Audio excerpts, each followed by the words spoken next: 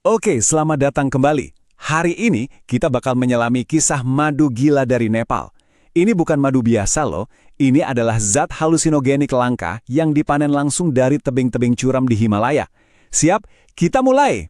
Coba dibayangin, ini bukan sekedar pemanis teh. Zat ini punya kekuatan buat mengubah total persepsi kamu. Bikin kamu dengar suara yang nggak ada, atau bahkan melihat dunia di sekitar kamu meleleh begitu saja. Jadi, apa sih sebenarnya madu gila ini? Ini adalah madu psikoaktif yang super langka. Kenapa? Karena madu ini cuma bisa dibuat oleh lebah terbesar di dunia dari nektar bunga rhododendron yang cuma tumbuh di puncak-puncak Himalaya. Kombinasi yang ekstrim banget kan? Nah, rahasia di balik semua efek gilanya itu ada di satu molekul ini, cyanotoksin.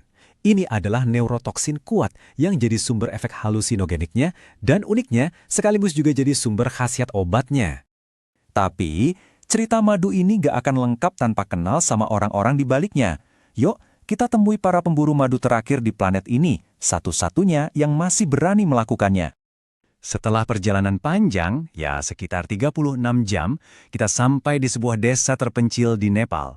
Disinilah suku Gurung tinggal, dan di antara mereka cuma tersisa satu keluarga yang masih meneruskan tradisi berburu madu gila yang usianya udah 7.500 tahun.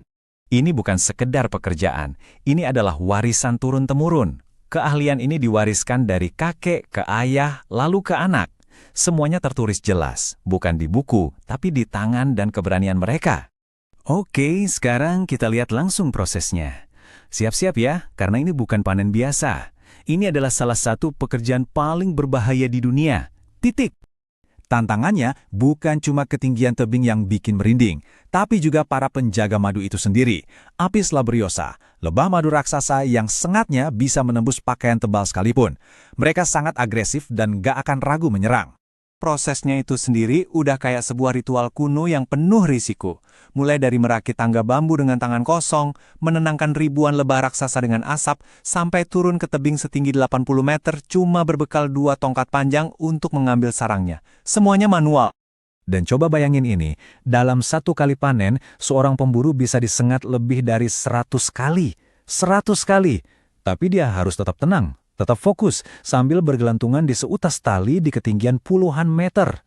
Setelah pertarungan berbahaya itu selesai, akhirnya madu pun didapat. Nah, disinilah bagian menariknya. Saatnya mencicipi kegilaan itu sendiri. Tapi pertanyaannya apakah ini obat atau racun? Dan jawabannya tergantung. Garis batas antara khasiat dan racunnya itu tipis banget. Di satu sisi, madu ini dianggap obat mujarab untuk banyak hal. Tapi di sisi lain, salah sedikit saja, madu ini bisa jadi racun yang mematikan. Jadi kuncinya cuma satu, dosis. 1 sendok teh mungkin bisa menyembuhkan. Tapi gimana kalau 2 sendok? Efeknya bisa jadi bencana yang nggak bisa kita duga sama sekali.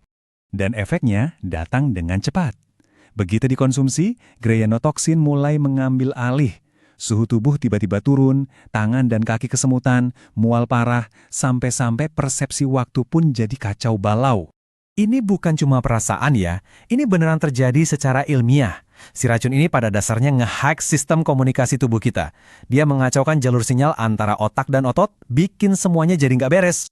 Kalau dosisnya lebih besar, efeknya bisa sangat ekstrim. Salah satu penggunanya bilang, kamu bakal kayak mati selama 12 jam.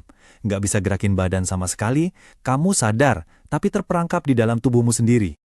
Tapi tunggu, cerita madu gila ini ternyata jauh lebih dalam dari sekedar tradisi lokal.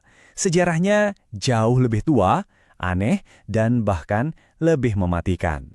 Percaya atau enggak, salah satu senjata biologis pertama yang pernah tercatat dalam sejarah manusia adalah madu. Ya, madu gila yang ini. Lebih dari 2000 tahun lalu, pasukan Romawi yang terkenal tangguh itu pernah dikalahkan bukan dengan pedang atau panah, tapi dengan sarang lebah. Para prajurit Pontus sengaja menaruh sarang madu gila di jalur mereka. Pasukan Romawi yang kelaparan memakannya, lalu jadi mabuk, bingung, dan akhirnya dikalahkan dengan mudah. Nah, ini bagian ironisnya.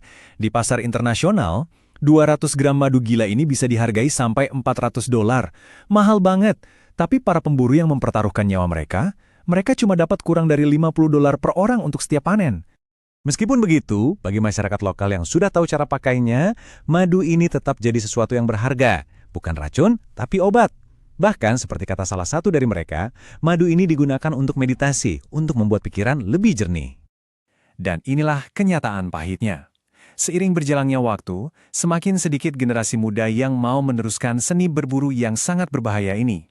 Kita mungkin sedang menyaksikan babak akhir dari sebuah warisan budaya yang tak ternilai. Ini meninggalkan kita dengan satu pertanyaan besar yang menggantung, sama seperti para pemburunya di tebing Himalaya. Saat para pemburu terakhir ini tak lagi ada, siapa lagi yang akan tersisa untuk memanen kegilaan ini?